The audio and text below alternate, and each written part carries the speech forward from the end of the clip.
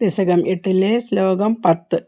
തതസ്ത്വദീയാദൈനാഭിരന്ദ്രാദുദഞ്ചിതം കിഞ്ചന ദിവ്യപദ്മം നിലീന നിശേഷ പദാർത്ഥമാല സംക്ഷേപരൂപം മുകുളായമാനം.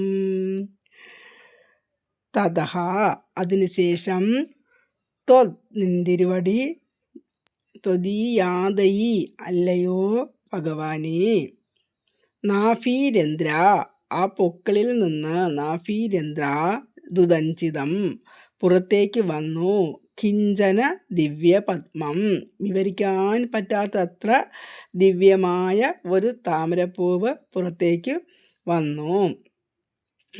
നിലീന നിശേഷ പദാർത്ഥമാല മുഴുവനായും ലയിച്ചു ചേർന്നത്,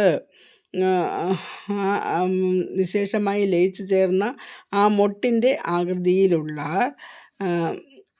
സംക്ഷേപരൂപം, ആ ഒരു സൂക്ഷ്മ രൂപത്തിൽ മുകുളായമാനം ആ താമരമൊട്ട് പുറത്തേക്ക് വന്നു. അമ്മയും കുഞ്ഞും പൊക്കിൾ കൊടി ബന്ധം പോലെയാണ് ഭഗവാനും നമ്മളും കൂടെയുള്ള പൊക്കിൾ കൊടി ബന്ധം എന്നാണ് മേൽപ്പത്തൂർ ഈ ശ്ലോകത്തിൽ പറയുന്നത്.